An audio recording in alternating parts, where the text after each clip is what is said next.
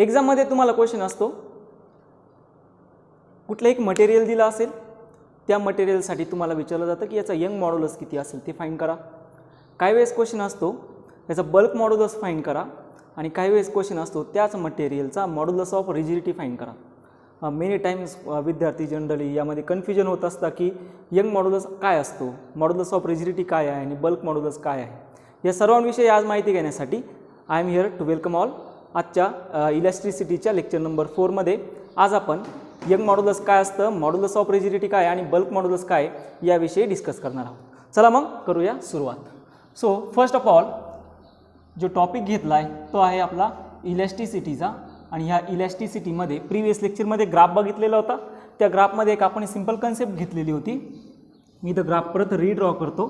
Along the x axis there is having strain and along y axis is present of stress. पूर्ण graph घेत नाही तर एका particular लिमिटपर्यंत स्ट्रेस हा directly proportional to the strain असतो. त्याला आपण म्हणत असतो proportionality limit. Proportionality limit. And beyond that up to point E, in this point any material is behave as a elastic property. या पॉइंट पर्यंत जे लिमिट असतं त्या लिमिटला आपण म्हणतो elastic limit. Beyond that there is having yield point. त्यानंतर पुढे जो पॉईंट असतो त्याला आपण ब्रेकिंग स्ट्रेंथ म्हणतो. ओके, हे सगळे विषय आपण डिस्कस केले. आज आपल्याला या विदिन इलास्टिक लिमिटमध्येच स्ट्रेस आणि स्ट्रेन विषय आज आपल्याला अभ्यास करायचा आहे. चला मग करूया सुरुवात. सो पूर्ण एक सिंपल गोष्ट लक्षात ठेवा, आजच्या पूर्ण लेक्चरमध्ये आपल्याला ह्या लिमिटच्या बाहेर जायचं नाही. कशामध्ये थांबायचं आहे? इलास्टिक लिमिटमध्ये. याच इलास्टिक लिमिटमध्ये आपण घेतो आहे की स्ट्रेस आणि स्ट्रेन हे डायरेक्टली प्रपोर्शनल आहे. मी तुम्हाला प्रिव्हियस लेक्चरमध्ये सांगितलं होतं, जर आपण ह्या दोघांचा स्लोप घेतला, स्लोप काय असतो? वाय अपॉन एक्स, म्हणजेच स्ट्रेस अपॉन स्ट्रेन. तर ह्या दोघांचा स्लोप एक कॉन्स्टंट टर्म देतो, आणि त्या कॉन्स्टंट टर्मलाच म्हणायचं असतं मॉड्युलस ऑफ रिजिडिटी, और त्याला दुसरं नाव आहे मॉड्युलस ऑफ इलॅस्टिसिटी. मग आता ह्या मॉड्युलस ऑफ इलॅस्टिसिटी विषयी आपण डिस्कस करणार आहोत. सो इलॅस्टिसिटीचे दोन टाइप्स पडतात. इथं परत घेतो मी. इलॅस्टिसिटीचे दोन टाइप्स, एक असतो स्ट्रेस, दुसरा असतो स्ट्रेन. परत या स्ट्रेसचे तीन टाइप्स जे कॉमन आपण घेतले, एक असतो लॉन्जिट्युडिनल स्ट्रेस, दुसरा असतो व्हॉल्यूम स्ट्रेस, आणि याचा लास्ट पार्ट असतो थर्ड वन, त्याला म्हणलं आपण शियर स्ट्रेस, किंवा त्यालाच दुसरं नाव आहे टँजेन्शियल स्ट्रेस. हे घेतलंय. सिमिलर वेने स्ट्रेनसाठी सुद्धा सेम टाइप्स घेतले. मी तुम्हाला फक्त सिंपल सांगितलंय लॉन्जिट्युडिनल, व्हॉल्यूम आणि शियर हे जे वर्ड्स आहेत ते वर्ड्स सेम इथंच ठेवायचे. फक्त स्ट्रेसच्या ऐवजी आता काय वापरणार? स्ट्रेन वापरणार. लॉन्जिट्युडिनल स्ट्रेस जर म्हणलं तर काय घेतो? स्ट्रेसचा जनरल फॉर्म्युला काय असतो? Force per unit area. Longitudinal stress असेल तर लेंथ इन्क्रीज होत असते, व्हॉल्यूम स्ट्रेस असेल तर व्हॉल्यूम चेंज होत असतं, आणि शियर स्ट्रेस असेल तर त्याच्यावाला जो अप्पर सरफेस असतो तो सरफेस शिफ्ट होत असतो. स्ट्रेनचा जर फॉर्म्युला घेतला तो असतो change in length upon original length. मग याचे तीन टाइप्स. पहिला असणार आहे लॉन्जिट्युडिनल स्ट्रेन, दुसरा असणार आहे, हा जसा व्हॉल्यूम स्ट्रेस होता तसा हाही असणार आहे व्हॉल्यूम स्ट्रेन, आणि द लास्ट असणार आहे शियर स्ट्रेन, किंवा त्यालाच दुसरं नाव आहे टँजेन्शियल स्ट्रेन. आता समजून घ्या, हे मी फक्त रिव्हिजनसाठी घेतोय. रिव्हिजनसाठी म्हणजे हे जसं प्रिव्हियस लेक्चरमध्ये घेतलंय. मग तुम्ही म्हणणार हे सगळं लिहिण्याचं कारण काय? एक गोष्ट लक्षात घ्या, मला काय बघायचं आहे? मी आल्यालाच सांगितलं मॉड्युलस ऑफ इलॅस्टिसिटी म्हणजे यंग मॉड्युलस काय असतो, त्यानंतर बल्क मॉड्युलस काय असतो, आणि मॉड्युलस ऑफ रिजिडिटी काय असते याविषयी मला अभ्यास करायचा आहे. पण मी आता एक ग्राफ काढून दाखवला, त्यामध्ये मी स्लोप घेतला होता. कशाचा स्लोप घेतला होता? Stress upon strain. हे घेतलं ना, स्ट्रेस अपॉन स्ट्रेन, आणि याला या दोघांना एक कॉन्स्टंट टर्म येते. या दोघांचा रेशो एक कॉन्स्टंट टर्म देतो, त्यालाच म्हणायचं असतं modulus of this constant is called as or this ratio is called as modulus of elasticity. आणि हे कोणी प्रूव्ह केलंय? हुक्सने. So this is Hooke's law. Hooke's law काय? क्वेश्चन विचारला जातो बोर्डच्या एक्झाममध्ये. What is mean by Hooke's law? Hooke's law काय असणार आहे? In a small deforming force, बघा मी काय सांगतोय, एकदम स्मॉल एक्सटर्नल फोर्स असताना जनरल स्ट्रेस घेतो, स्ट्रेन घेतो, हे कशामुळे असलं? स्ट्रेसचा फॉर्म्युला काय असतो? Internal restoring force per unit area. बरोबर आहे. मग या ठिकाणी एकदम स्मॉल डिफॉर्मिंग फोर्ससुद्धा असताना, एकदम स्मॉल डिफॉर्मिंग फोर्सला स्ट्रेस हा directly proportional to the strain असतो within elastic limit. This is called as a Hooke's law. And this term stress upon strain is called as modulus of elasticity. आता तुम्हाला may be question थोडासा clear झाला असेल की modulus of elasticity काय. So modulus of elasticity it's very simple. कोणी prove केलं? हुक्सनी. त्यालाच नाव आहे हुक्स लॉ. आणि एकदम सिम्पल आहे. In a small deforming force stress is very directly proportional to the strain is equal to some constant and this constant is called as modulus of elasticity. दोघांचा ratio stress upon strain ते काय होणार आहे? Hooke's law. ते कोणी सांगितलं? हुक्सनी सांगितलं. General त्याला काय म्हणायचं असतं? Modulus of elasticity. बघा स्ट्रेस अपॉन स्ट्रेन घेतला, ठीक आहे. पण क्वेश्चन परत आला. स्ट्रेसचे 3 टाईप्स आहे. लॉन्जिट्युडनल स्ट्रेस ज्यामध्ये लेंथचे चेंजेस आहे, व्हॉल्यूम स्ट्रेस ज्या ठिकाणी व्हॉल्यूमचे चेंजेस आहे, आणि शिअर स्ट्रेस ज्या ठिकाणी बॉडीचा शेप चेंज होत असतो. इकडं जर आलं तर लेंथ इन्क्रीज होणार आहे, चेंज इन व्हॉल्यूम होणार आहे ओरिजिनल व्हॉल्यूमपेक्षा. आणि या ठिकाणी जो शिअर स्ट्रेस आहे तो आपण दाखवत असतो अँगल फायने. आणि हा अँगल फाय काय सांगतो ते हेही घेतलं आहे आपण मागच्या लेक्चरमध्ये. याची लिंक तुमच्या आय बटनमध्ये आली असेल. तर यामध्ये आपण घेतलं आहे काय?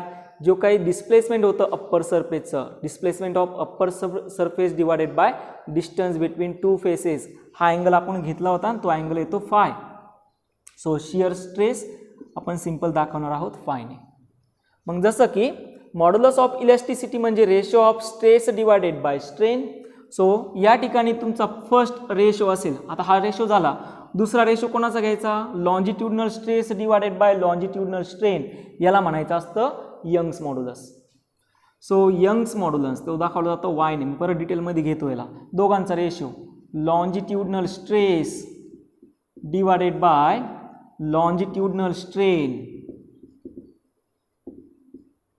याला काय म्हणणार? दिस is young modulus.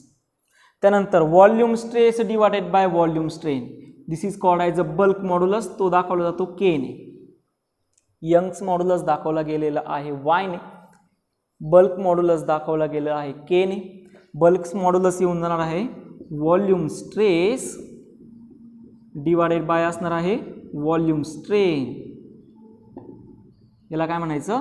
Bulk modulus. आणि लास्टवाला आहे तो मॉड्युलस ऑफ रिजिडिटी, तो दाखवला जातो ईटाने. So eta is the ratio of shear stress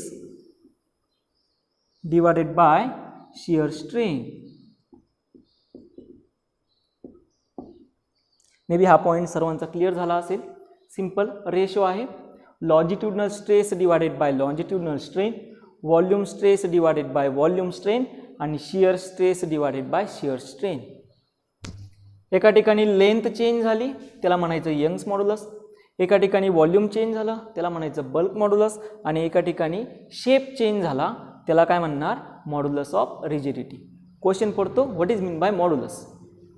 so modulus is the measurement which having or which shows the amount of length with respect to other, how much amount of length is changes. किती अमाऊंटमध्ये length change झाली, किती अमाऊंटमध्ये volume change झालं आणि किती अमाऊंटमध्ये बॉडीचा शेप चेंज झाला, हे जे दाखवतं त्याला म्हणायचं असतं मॉड्युलस. रेशो आहे. क्लिअर झालं. सो या मॉड्युलस ऑफ इलॅस्टिसिटीचा हा पार्ट जर तुमचा झाला असेल तर मी याला अजून एकदा परत क्लिअर करून देतो. या मॉड्युलस ऑफ इलॅस्टिसिटीचे 3 टाईप्स. लेंथ चेंज झाली तर त्याला म्हणणार यंग मॉड्युलस, व्हॉल्यूम चेंज झाला त्याला म्हणणार बल्क मॉड्युलस, आणि शेप जर चेंज झाला तर त्याला म्हणायचं modulus of rigidity. So modulus of elasticity, modulus of elasticity. Formula stress divided by strain, याचे परत 3 टाइप्स. यंग्स मॉड्युलस,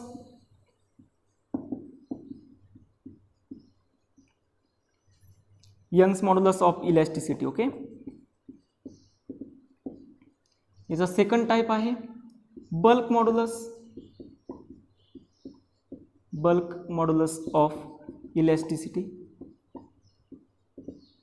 आणि याचा लास्ट टाइप आहे मॉड्युलस ऑफ रिजिडिटी.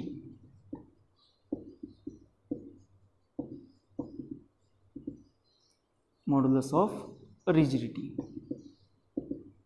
तो इथं दाखवला जाणार आहे ईटाने.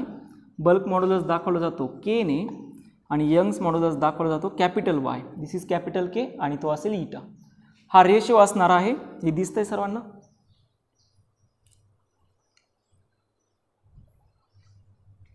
So Young's modulus it is the ratio of, very simple, longitudinal strain divided by longitudinal stress. Longitudinal strain divided by longitudinal stress. कशाने दाखवला जातो? वाय ने, कॅपिटल वाय. ओके, आता आहे बल्क मॉड्युलस, तो दाखवला जाणार आहे कॅपिटल के ने. Again it is the ratio of, इथं काय चेंज झालं? लेंथ चेंज झाली. बल्क मॉड्युलसमध्ये काय चेंज होणार आहे? व्हॉल्यूम चेंज होणार आहे. Very good. सो इथं असणार आहे व्हॉल्यूम स्ट्रेस डिवायडेड बाय असणार आहे व्हॉल्यूम स्ट्रेन. आणि लास्टचा पॉईंट आहे मॉड्युलस ऑफ रिजिडिटी, तो दाखवला जातो ईटाने. तो असणार आहे शेप चेंज करतो, बॉडीचा शेप चेंज करतो. शेप कधी चेंज होणार आहे? ज्यावेळेस फोर्स अप्लाय होणार आहे त्यावेळेस. हे घेतलं आपण मागच्या ग्राफमध्ये. सो मॉड्युलस ऑफ रिजिडिटीमध्ये येऊन जाणार आहे शिअर स्ट्रेस डिवायडेड बाय, याला दुसरं नाव आहे टँजेन्शियल स्ट्रेस. ओके, आणि नेक्स्ट शिअर स्ट्रेन. हे असता मॉड्युलस ऑफ इलॅस्टिसिटीचे 3 टाइप्स. आता हे सगळे आपण 1 बाय 1 डिस्कस करायला सुरुवात करू. ठीक आहे, हे तुमचं झालं असेल 2 मिनिटात क्लिअर करून घ्या. So we started Young modulus of elasticity. So सगळ्यात सुरुवातीला घेऊया Young's modulus of elasticity. Young's modulus of elasticity, first one, Young's modulus of elasticity. So this is represented by capital Y. This capital Y is the ratio of, again, longitudinal stress divided by longitudinal strain. याला जर डिटेलमध्ये बघायचं ठरलं तर longitudinal stress काय असतो? Force per unit area. Longitudinal strain काय असणार आहे? Change in length divided by original length. So 1 by 1 घेतो. या ठिकाणी असेल longitudinal stress, again it is represented by force per unit area. Next आहे लॉन्जिट्युडिनल स्ट्रेन, हा असतो change in length divided by original length. मग आता एक जर वायर घेतली, वायर कशी असणार आहे? ऑब्वियसली सिलेंड्रिकल शेप असेल. त्याचा एरिया कसा असणार आहे? एक रिंग असेल आणि रिंगचा एरिया किती असतो? पाय आर स्क्वेअर एवढा. सो इथं येऊन जातो फोर्स डिवायडेड बाय एरिया असणार आहे पाय आर स्क्वेअर. प्रॉब्लेममध्ये तुम्हाला, मी आता हे फक्त एक डेरिवेशन घेण्यासाठी घेतो आहे, प्रॉब्लेममध्ये तुम्हाला काय असणार आहे? एरिया एखादं मटेरियल दिला असेल तर तो मटेरियलचा एरिया तुम्ही काय करायचा? सबस्टिट्यूट करायचा. त्यानंतर इथं असणार आहे ऑब्वियसली हे सेम असेल, change in length divided by original length. वरच्या इक्वेशन 1 मध्ये मी याला सबस्टिट्यूट करून देतो. तो येऊन जाणार आहे y is equal to F upon pi R square multiply by L upon change in length. So या ठिकाणी यंग्स मॉड्युलसचा तुम्हाला फॉर्म्युला भेटला y is equal to F capital L divided by pi R square multiply by delta L. और in general कसा घेऊ शकतो, force ही जी लेंथ आहे कॅपिटल एल ही दाखवली जाते त्याची ओरिजिनल लेंथने आणि डेल्टा एल काय असणार आहे, change in length. So F capital L divided by A multiply by delta L, this is the formula of Young's modulus. So this is the equation which represent the Young's modulus.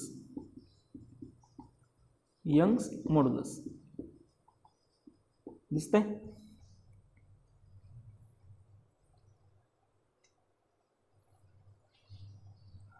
Okay, clear झालं सर्वांना, confirm. चलायचं पुढं. मग आता तुम्हाला प्रॉब्लेममध्ये विचारलं जाईल किंवा CET साठी एक क्वेश्चन असेल, याचे डायमेन्शन्स फाईंड करा, याच्यावर SI युनिट फाईंड करा. जमेल फाईंड करायला?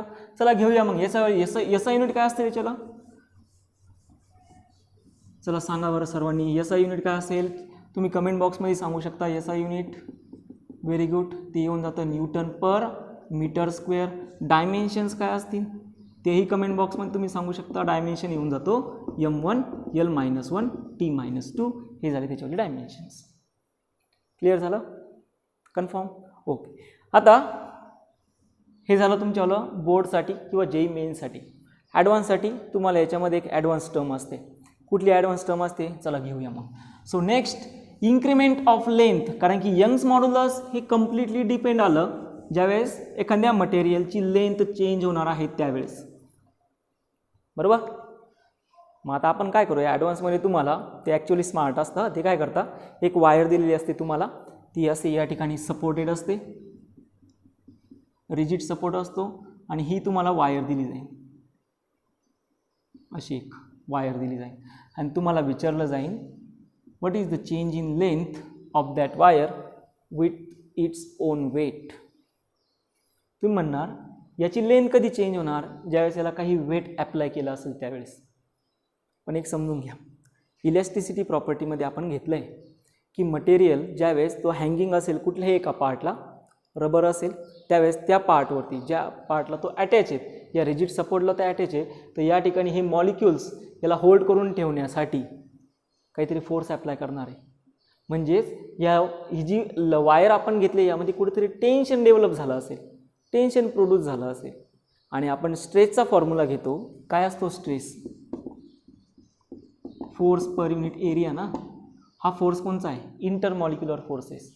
मग जोपर्यंत ह्या वायरला त्याचं स्वतःचं काहीतरी वेट असेल, हा फोर्स जनरली कधी येणार, ज्यावेळेस तुम्ही म्हणणार की याला एक्सटर्नल वेट ज्यावेळेस अटॅच करणार त्यावेळेसच हा फोर्स येऊ शकतो, असं तुमच्याला म्हणणं असेल.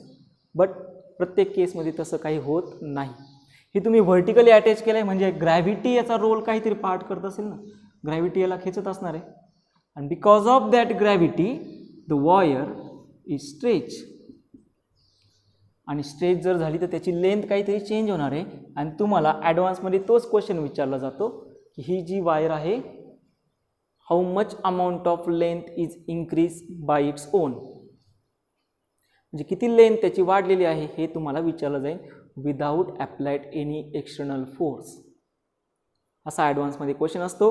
टेन्शन घेऊ नका, यासाठी मी तुम्हाला एक डेरिवेशन देणार आहे, फक्त तो फॉर्म्युला तुम्ही प्रत्येक ठिकाणी यूज करायचा. त्यावरती मी एक क्वेश्चनही घेणार आहे. करायची सुरुवात मग. Okay, so give the reading. Increment of length of the wire with its own weight. This is for JEE men's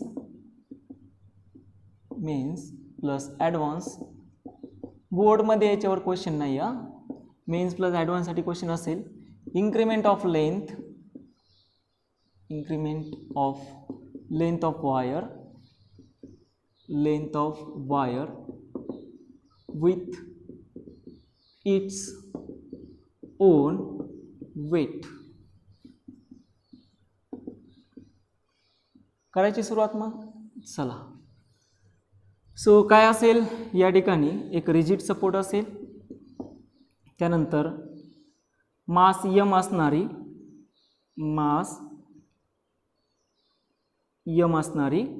so this is the capital mass M असणारी एक वायर आहे.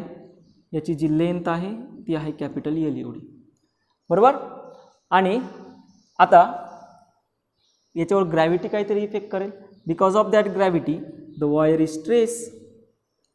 किती लेंथ स्ट्रेच झाली तर ते मी घेतो डेल्टा एक्स एवढी wire stretch होणार आहे. आता ज्यावेळेस स्ट्रेच होणार त्यावेळेस ती वायरची लेंथ काहीतरी वाढलेली असेल, मग ती इन्क्रीजिंग लेंथ आपण घेणार आहोत. ती इन्क्रीजिंग लेंथ आहे डेल्टा वाय एवढी. लेंथ इलेमेंट घेतला डेल्टा एक्स. आता काय असेल बघा, सगळ्यात अगोदर एका क्वेश्चनचं उत्तर द्यायचं. जे टेन्शन असेल ते टेन्शन पूर्ण वायरमध्ये सेमच असेल का? विचार करा. या पूर्ण वायरमध्ये प्रत्येक पॉईंटला टेन्शन सेम असेल? ऑब्वियसली नाही. बघा टेन्शन मॅक्झिमम कुठं असणार आहे? पूर्ण स्ट्रेसविषयी मी डिस्कस करतोय जिथं की तो पूर्ण डिपेंड आहे इंटरमॉलिक्युलर फोर्सेसवरती. मग इथं इंटरमॉलिक्युलर फोर्सेस म्हणजे स्ट्रेस कुठं जास्त असेल? तर ज्या ठिकाणी मॉलिक्यूलला गरज आहे या रिजिड सपोर्टला अटॅच करून ठेवण्याची, तर त्या ठिकाणी स्ट्रेस काय असणार आहे? मॅक्झिमम असणार आहे. आणि जसं तुम्ही एंडकडे येणार तसं स्ट्रेस काय होत जाणार आहे? कमी कमी होत जाणार आहे. म्हणजेच या ठिकाणी मी स्ट्रेस म्हणू शकतो stress is maximum. Stress is maximum at hanging point. At hanging point. आणि स्ट्रेस मिनिमम कुठं असेल? Very good. Stress is minimum at the lower point.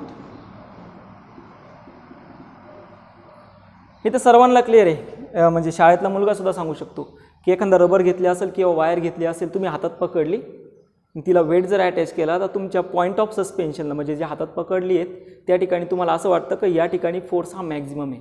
आणि जसं तुम्ही खाली जाणार आहे त्या ठिकाणी जो फोर्स असेल तो फोर्स काय होत जातो? कमी कमी होत जातो.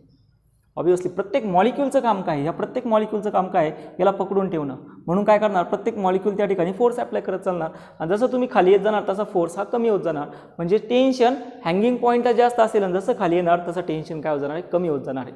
आणि ज्या ठिकाणी टेन्शन आलं, स्ट्रेसचा फॉर्म्युलाचे फोर्स पर युनिट एरिया, या ठिकाणी फोर्स कोणचा आहे? त्याच्यावर टेन्शन आहे जे स्ट्रिंगमध्ये डेव्हलप झालं, त्या वायरमध्ये डेव्हलप झालं, तोच स्ट्रेस हँगिंग पॉईंटला मॅक्झिमम म्हणजे स्ट्रेस मॅक्झिमम आला.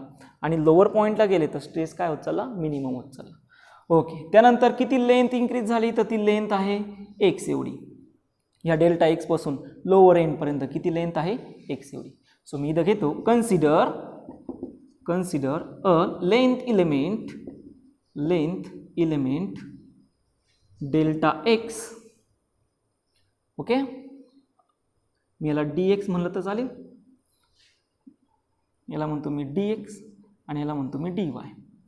ओके. पार्शियल डिफरन्शिएशन घेऊया. So D X and its length at lower end is X. मग टेन्शन काय असतं? Tension is equal to, tension म्हणजे फोर्स आहे, एम मल्टिप्लाय बाय जी. इथंही असणार आहे M multiply by G. But this mass, हे जे मास असेल ते असणार आहे mass per unit length. So M multiply by x multiply by M upon L multiply by x multiply by जी. आता बऱ्याच विद्यार्थ्यांना क्वेश्चन पडला असेल की ही टर्म कुठून आली? बरोबर आहे, ही टर्म कुठून आली? बघा रे, मला काय करायचं आहे, एका पर्टिक्युलर लेंथला, किती लेंथला? एक्स एवढ्या लेंथला टेन्शन किती ते मला फाईंड करायचं. एक्स एवढ्या लेंथला टेन्शन किती ते मला फाईंड करायचं. आणि यासाठी मी एक प्रोसेस घेतली आहे. कुठली प्रोसेस घेतली तेही तुम्हाला एकदा समजून सांगतो. हे तुमचं झालं असेल तर, हे झालं असेल. चला आता प्रोसेस काय बघा. आपण घेतलं आहे न्यूटन्स लॉ ऑफ मोशनमध्ये, इथं असते लेंथ, इथं असतो मास, आणि आपल्याला काय फाईंड करायचं आहे? Mass per unit length find करायचं. मग जर लेंथ किती आहे? एल एवढी, मास किती आहे? एम एवढं. मग तुम्हाला विचारलं जाईल की 1 मीटरसाठी मास पर युनिट लेंथ किती? इथं जर 1 मीटर असेल तर इथं येऊन जातं एम अपॉन एल एवढं. 2 मीटर असणार तर इथं येऊन असणार आहे 2 multiply by M upon l. मग सिमिलरली इथं जर एक्स मीटर असेल, इथं जर एक्स लेंथ किती आहे एवढ्या, एक्ससाठी तुम्हाला टेन्शन फाईंड करायचं आहे. एक्स मीटर किंवा एक्स सेंटीमीटरसाठी तुम्हाला टेन्शन फाईंड करायचं असेल तर पहिल्यांदा बघावं लागेल की एक्स सेंटीमीटरसाठी त्याच्यावर मास पर युनिट लेंथ किती. म्हणजे एक्स इज इक्वल टू किती असणार आहे? M upon L multiply by काय असेल? एक्स असेल. हे घेतलं आहे आपण न्यूटन्स लॉ ऑफ मोशनमध्ये. म्हणजे या ठिकाणी तुम्ही सांगू शकता की एवढ्या मास पर युनिट लेंथला, बघा मासचं युनिट चेंज झालं का? ते के जीमध्ये असेल किंवा ग्रॅममध्ये असेल. हे मीटर आहे, हे मीटर आहे, मीटर आणि मीटर काय झाले? कॅन्सल झाले. मास चेंज झालं का? अजिबात नाही. मग इथे मला बघायचं की एक्स एवढ्या लेंथसाठी टेन्शन किती असेल. म्हणजेच तुम्हाला फोर्स रिप्रेझेंट करायचा आहे लेंथच्या टर्ममध्ये. इथंही मी तेच केलं, mass per unit length multiply by X एवढ्या लेंथसाठी मला काय फाईंड करायचं, टेन्शन फाईंड करायचं. हे आलं आपल्याला इक्वेशन. ते इक्वेशन काय येऊन जातं, so this equation is T is equal to, हे आता समजलं असेल, m upon L multiply by x multiply by g. Okay, हे काय आलं, टेन्शन आलं. आता पण स्ट्रेस आपल्याला फाईंड करायचा ना, मला काय बघायचं स्ट्रेस. पहिल्यांदा काय बघावं लागणार आहे, तुम्हाला क्वेश्चन असा विचारला आहे की लेंथचं इन्क्रीमेंट किती झालं, किती लेंथ वाढली आहेत बाय इट्स ओन वेट. कुठेही तुम्ही एक्सटर्नल वेट अप्लाय केलेला नाही. तर ह्या कंडिशनमध्ये सगळ्यात अगोदर आपल्याला फाईंड करावं लागेल की या वायरवरती स्ट्रेस किती अप्लाइड झाला, आणि त्यानंतर आपल्याला फाईंड करावं लागेल या वायरचा स्ट्रेन किती, ॲक्च्युअली त्याची लेंथ किती वाढली. बरोबर, मग या दोन्ही टर्म्स पहिल्यांदा फाईंड करायला सुरुवात करूया. सगळ्यात अगोदर काय फाईंड केलं हे समजलं असेल तुम्हाला. मी सगळ्यात सुरुवातीला काय फाईंड केलं, tension of the wire is, भेटलं टेन्शन. ओके, टेन्शन भेटल्यानंतर तुम्ही टेन्शन घ्यायची गरज आहे का, नाही आहे. तुम्ही नका ते टेन्शन घेऊ. मी फक्त तुम्हाला काय सांगतो, टेन्शन आपल्याला भेटलं, ती M upon L multiply by x multiply by G आलेला आहे. आता आपल्याला पुढं काय फाईंड करायचं, स्ट्रेस फाईंड करायचा. स्ट्रेसचा फॉर्म्युला काय असतो, force per unit area. So next is stress. Stress काय असणार आहे, फोर्स पर युनिट एरिया. आता या ठिकाणी फोर्स म्हणजे काय आहे, टेन्शन. टेन्शन डिवायडेड बाय काय असेल, एरिया. हे काय आलं, स्ट्रेस आलं. So next stress is, tension किती आलं रे, इक्वेशन आहे ना आपल्याकडं, m upon L multiply by x g upon a. हे झालं एवढा स्ट्रेस आला. इक्वेशन 1 म्हणतो मी याला. आला स्ट्रेस. ओके, स्ट्रेस भेटला. आता काय फाईंड करायचं, स्ट्रेन फाईंड करायचं. मग स्ट्रेन कसं फाईंड करणार, स्ट्रेनचा फॉर्म्युला काय आहे बघा, मी द स्ट्रेनचा फॉर्म्युला लिहितो. Strain is change in length divided by original length. किती लेंथ चेंज झाली, डी वाय एवढी. ओरिजिनल लेंथ इलेमेंट किती घेतला होता, डी एक्स. ज्यावेळेस वेट वाढणार आहे त्यावेळेस ही लेंथ जी आहे ती शिफ्ट होणार आहे काहीतरी अमाऊंटमध्ये, मग तीच झाली त्याच्यावर change in length divided bye काय असणार आहे, ओरिजिनल लेंथ. म्हणजे ते येऊन जातं D Y upon D x. हे झालं आपलं equation number 2. Okay, confirm, very good.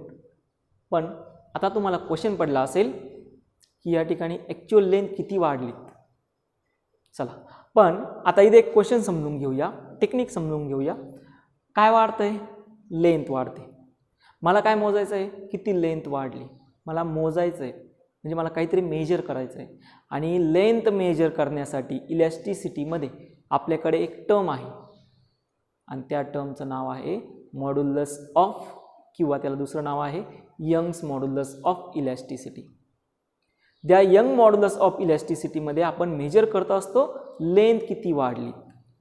Bulk modulus of इलॅस्टिसिटीमध्ये आपण मेजर करणार आहोत व्हॉल्यूम किती वाढलं किंवा चेंज इन व्हॉल्यूम किती आहे, व्हॉल्यूम किती श्रिंक झालं हे दुसऱ्या भाषेत मी बोलू शकतो. आणि मॉड्युलस ऑफ रिजिडिटीमध्ये आपण मेजर करणार बॉडीचा शेप किती चेंज झाला, अमाऊंटमध्ये किती चेंज झाला.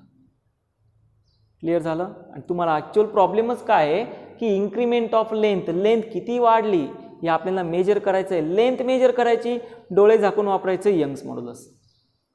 क्लिअर होतंय सर्वांना, करायचं यूज. मग चला मग आता by the definition of Young's modulus. So इथं घेतो बघा मी, by definition of Young's modulus. Young's modulus. मग आता ह्या यंग्स मॉड्युलसची डेफिनेशन काय असेल, चला, y is equal to longitudinal stress divided by longitudinal strain. बरं, आता हे तुमच्याकडे दोन इक्वेशन आहे, इक्वेशन 1 आणि इक्वेशन 2. हे दोन्ही इक्वेशन फक्त स्ट्रेस असेल का फक्त स्ट्रेन असणार आहे का अजून काही असेल, विचार करा. या ठिकाणी लेंथ चेंज झाली त्यामुळे आपल्याला हा स्ट्रेस रिप्रेझेंट करावा लागणार आहे लॉन्जिट्युडनल स्ट्रेस. आणि या ठिकाणी सुद्धा लेंथ चेंज होते, सो यालाही रिप्रेझेंट करावं लागणार आहे लॉन्जिट्युडिनल स्ट्रेन. आणि ह्या दोघांचा रेशो घेतला तर काय भेटणार, यंग्स मॉड्युलस भेटणार. घ्यायचा दोघांचा रेशो. चला मग करूया सुरुवात. सो हे तुमचं झालं जर असेल तर मी इथं या ठिकाणी घेतो y is equal to longitudinal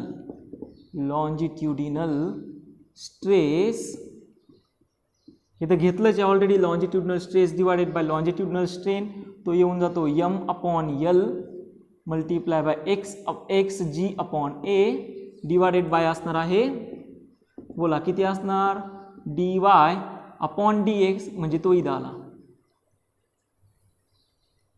so हे इक्वेशन आता कसं येऊन जातं ते समजून घेऊ. ठीक आहे, जर हे कोणाला कन्फ्युजन होत असेल तर मी याला dx असं घेतो.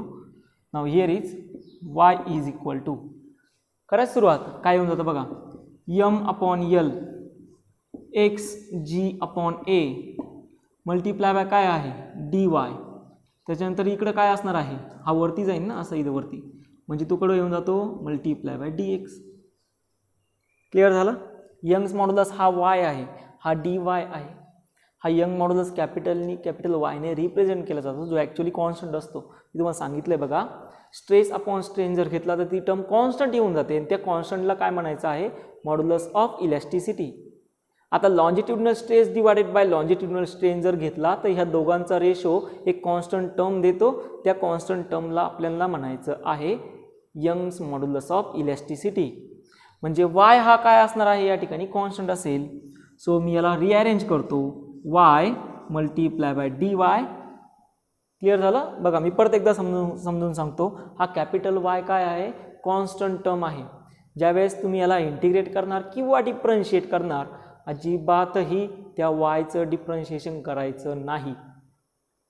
तुम्हाला ही व्हॅल्यू जी दिलेली असते यंग्स मॉड्युलसची, ती तुम्हाला गिवन असते.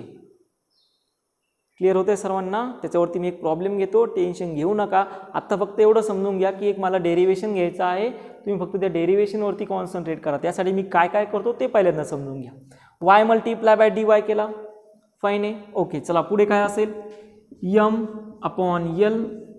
आता हा x तर व्हॅरी आहे, मी इथं g घेतो पहिल्यांदा, g हा x व्हॅरी आहे, x multiply by dx. Okay, आलं आपलं इक्वेशन. तुम्ही म्हणणार हे इक्वेशन फायनल आहे का, हे इक्वेशन फायनल नाही, बट काही प्रॉब्लेममध्ये तुम्ही हे इक्वेशन यूज करू शकता. ज्यावेळेस तुम्हाला एखादी लेंथ दिली असेल, फॉर एक्झाम्पल तुम्हाला विचारलं की याची लेंथ जर 2 सेंटीमीटर असेल, बरोबर, तर by its own weight length किती वाढणार आहे. समजा दुसरा क्वेश्चन असेल की याची लेंथ जर 5 सेंटीमीटर असेल, so by its weight length किती वाढणार आहे. मग तुम्ही या इक्वेशनमध्ये ते व्हॅल्यू टाकून घेऊ शकता, त्याला सॉल्वही करू शकता. क्लिअर झालं. चला मग आता आपण सॉल्व करायला सुरुवात करू. हे झालं असेल तुमच्यावालं, हेही झालं असेल, तर याला मी रफ करतो आणि इथं एकदा ते इक्वेशन नोट डाऊन करतो आणि स्टार्ट करतो. ओके, बघा रे, आता ही डायग्रॅम होती या ठिकाणी. ही डायग्रॅम मी इथं तुम्हाला काढून देतोय. ही अशी डायग्रॅम आहे. ही टोटल लेंथ असेल, याच्यावर ही टोटल लेंथ, याचा एलिमेंट जो घेतला आहे तो आहे dx, आणि हा वाढला आहे कितीपर्यंत, dy पर्यंत. म्हणजेच मी याला असं म्हणणार की याची लेंथ वाढली, किती लेंथ इन्क्रीज झाली, डेल्टा l एवढी लेंथ इन्क्रीज झाली. कितीपैकी, l एवढी लेंथ होती त्यापैकी किती वाढली, डेल्टा l एवढी लेंथ वाढली. आता तुम्ही म्हणणार हे दिसतंय ना तुम्हाला, ओके दिसतंय. आता तुम्ही म्हणणार की सर याची लेंथ इथंच वाढेल का. बघा मी कुठेही घेऊ शकतो, मी अगोदरच सांगितलं आहे, तुम्ही इथं घ्या कुठेही घ्या, प्रत्येक ठिकाणी टेन्शन बदलत जाणार आहे. आणि प्रत्येक ठिकाणी टेन्शन बदलत, ऑलरेडी मी टेन्शनचं इक्वेशनच घेतलं आहे, m/l multiply bye x multiply by g upon a. म्हणजे या लेंथपासून जी एंडपर्यंत, x हे डिस्टन्स कोणचं घेतलं, इथून तर एवढं लोअर एंडपर्यंतचं टेन्शन घेतलं. मी सांगितलं बघा अगोदरच की जे टेन्शन आहे ते टेन्शन प्रत्येक ठिकाणी जसं आपण लोअर जात जाणार आहे त्या ठिकाणी हे टेन्शन बदलत जातं. म्हणजे each and every point tension is not constant. Clear होते सर्वांना. किती लेंथसाठी आपण टेन्शन फाईन करतोय, एक्स एवढ्या लेंथसाठी. किती लेंथ बदलणार आहे, डेल्टा एल एवढी लेंथ बदलणार आहे. आणि तुम्हाला हेच तर विचारलं ह्या डेल्टा एलची व्हॅल्यू किती, हा प्रॉब्लेम आहे तुम्हाला. हा डेल्टा एल किती तो फाईन करायचा. कसं फाईन करणार, इक्वेशन भेटलं ना, याच्यामध्ये लिमिट फाईन करणार. सो डी वायचं लिमिट असेल 0 to डेल्टा यल एवढं, डी वायचं लिमिट 0 to डेल्टा यल. आणि डी एक्ससाठीचं लिमिट असेल 0 to capital L. सो हे डिफरन्शिएशनच्या टर्ममध्ये याच्या रिव्हर्स प्रोसेस अप्लाय करा, ती म्हणजे इंटिग्रेशनची. तुम्हाला लेंथ भेटत चालेल. So integrate on both side, integrate on both sides. चला सांगा, integration of 0 to delta L इथं असणार आहे y dy is equal to integration of 0 to capital L m upon L multiply by g multiply by x dx. y constant आहे, तो बाहेर येऊन जाणार.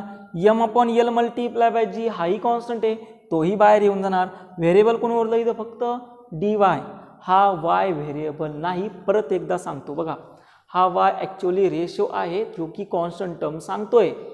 स्ट्रेस अपॉन स्ट्रेनचा हा मॉड्युलस ऑफ इलॅस्टिसिटी आहे. लेंथ वाढते म्हणून त्याला आपण म्हणणार यंग्स मॉड्युलस ऑफ इलॅस्टिसिटी. जी कॉन्स्टंट टर्म आहे ती बाहेर येऊन जाणार. हे जमेल सर्वांना? इंटिग्रेशन जमेल? कन्फर्म. चला मग करूया इंटिग्रेट ऑन बोथ साइड्स. सोपं आहे विद्यार्थ्यांनो, एकदम सोपं आहे. तुम्ही फक्त लक्ष देत चला. जनरल याच्यावरती क्वेश्चन असतो. मी एक तुम्हाला सिंपल डेरिवेशन सांगतो, ते डेरिवेशन फक्त तुम्ही लक्षात ठेवा. प्रॉब्लेम याच्यावरती सॉल्व्ह जातो. So y 0 to delta L dy is equal to m upon L multiply by g 0 to हां बोला capital L x multiply by dx. yचं इंटिग्रेशन येऊन जाणार आहे y. सो इथं असेल y limit 0 to delta L, हा कॅपिटल L, हा कॅपिटल Y सॉरी.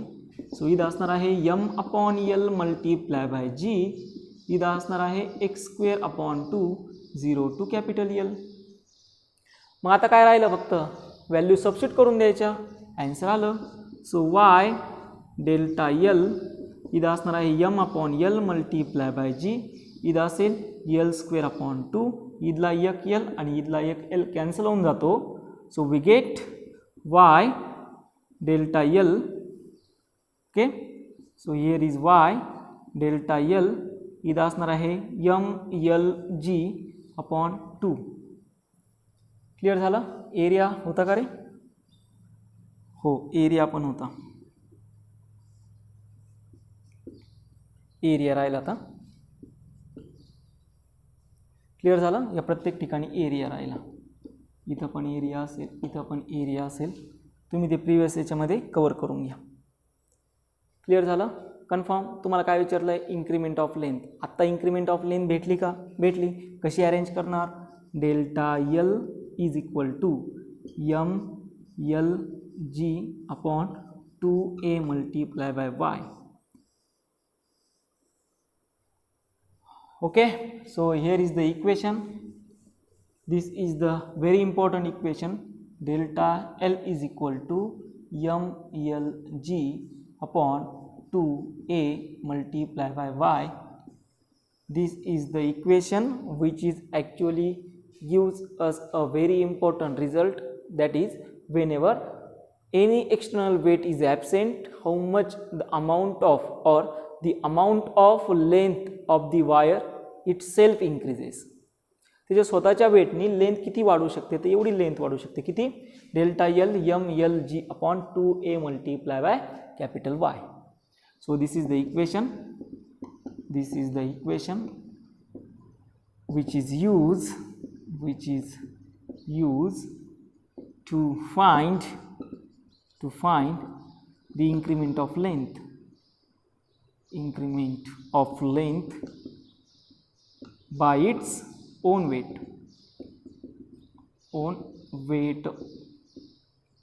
आणि यावरती तुम्हाला क्वेश्चन असतो ऑब्वियसली. यंग्स मॉड्युलसवरती क्वेश्चन तर असणारच आहे, पण यंग मॉड्युलसवरती मेन्स आणि ॲडव्हान्समध्ये तुम्हाला यावरती क्वेश्चन असेल. इन्क्रीमेंट ऑफ लेंथ किती असेल ती फाईंड करा. क्लिअर झालं सर्वांना? चला मग यावरती एक प्रॉब्लेमसुद्धा आपण घेऊया.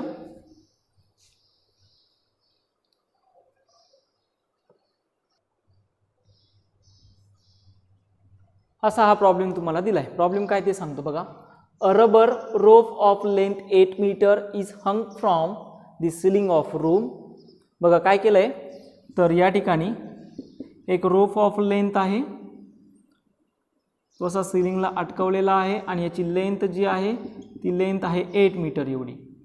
आणि तुम्हाला विचारलं what is the increasing length of the rope due to its own weight, असा हा प्रॉब्लेम असतो. ड्यू टू इट्स ओन वेटनी त्याची लेंथ किती वाढणार आहे हे तुम्हाला विचारलं. आणि या ठिकाणी दिलं Young's modulus of the rubber, Young's modulus of rubber तो दिला आहे तुम्हाला, मी इथं गिवन क्वांटिटी लिहून घेतो 5 × 10⁶ newton per metre square. Density of rubber दिलेला आहे 1.5 × 10⁻³ kg पर मीटर क्यूब आणि ॲक्सलरेशन ड्यू टू ग्रॅव्हिटी ही दिलेली आहे 10 मीटर पर सेकंड स्क्वेअर. असा हा पूर्ण प्रॉब्लेम आहे. बरोबर, तुम्ही याला सॉल्व करू शकता. कसं सॉल्व करणार, फॉर्म्युला आपल्याला माहिती आहे ना. What is the formula, formula of increasing length, हां बोला, mg(L) divided by 2a multiply by capital Y, हा फॉर्म्युला आहे. यामध्ये तुम्ही व्हॅल्यू टाकून इझिली सॉल्व करणार. जमेल नक्की ना. विचार करा, मास दिलं आहे का, दिलं आहे, चेक करू. मास नाही दिलं, मग अरे पण डेन्सिटी दिली ना, बरोबर, कन्फर्म. मग डेन्सिटी जर गिवन असेल तर ह्या मासला मी डेन्सिटी आणि व्हॉल्यूमच्या टर्ममध्ये रिप्लेस करू शकतो. So density is equal to what, mass upon volume. Then mass is equal to what, density multiply by volume. Then again volume is equal to what, area multiply by length. मग चला हे सगळ्या value equation 1 मध्ये substitute करून द्या. आता तर जमू शकतं ना सॉल्व करायला. हां बोला आता कसं येऊन जाईल सांगा, चला पटापट पटकन घाई करा. चला किती असेल, डेल्टा L मास असणार आहे, density, area, length multiply by length multiply by acceleration due to gravity divided by 2a multiply by y. Area and area get cancel. So increasing length, density, length square, acceleration due to gravity 2 multiply by y. आता value टाकून देऊ, किती येऊन जातं बघा. Delta L is equal to small एला, density आहे 1.5 म्हणजे किती असेल ते 3/2, बरोबर आहे. त्यानंतर लेंथ, लेंथ किती आहे 8 मीटर, त्याचा स्क्वेअर म्हणजे 8 मल्टीप्लाय बाय 8 घेतो मी. ॲक्सलरेशन ड्यू टू ग्रॅव्हिटी आहे 10. यंग्स मॉड्युलस आहे 2 मल्टीप्लाय बाय 5 मल्टीप्लाय बाय 10⁶ आणि अगेन मल्टीप्लाय बाय 2, बरोबर. इथे येऊन जातो 5 आणि 5 गेट कॅन्सल. हे असणार आहे 64 मल्टीप्लाय बाय 3 आणि इथं असेल 10⁶. अजून काय आहे, डेन्सिटी दिली आहे, डेन्सिटी राहिली ना टाकायची, ती 1.5 म्हणजे 3/2 × 10⁻³ राहिलीत. आणि हे जर +6 आहे, वरती आल्यावर काय होणार आहे -6. सो इन्क्रीमेंट ऑफ लेंथ तुम्हाला भेटतं बघा, किती येऊन जातं चला सांगा बरं. इन्क्रीमेंट ऑफ लेंथ हे आलं 64 आणि हे असेल 5 आणि 5 का होऊन जातील कॅन्सल. हे 64 आणि इथं असेल 2 म्हणजे किती होऊन जातं ते साधारण 96 मिलीमीटर एवढं, बरोबर आहे. बोला बरोबर येऊन जाईल, कन्फर्म येतं का बघू. आपला आन्सर जे ऑप्शनमध्ये दिलेलं आहे, ओके व्हेरी गुड. सो आपलं जे ऑप्शनमध्ये आन्सर आहे ते बरोबर आहे. ते किती होऊन जातं 96 मिलीमीटर. होप सो सगळ्यांना हा प्रॉब्लेम व्यवस्थित समजला असेलच.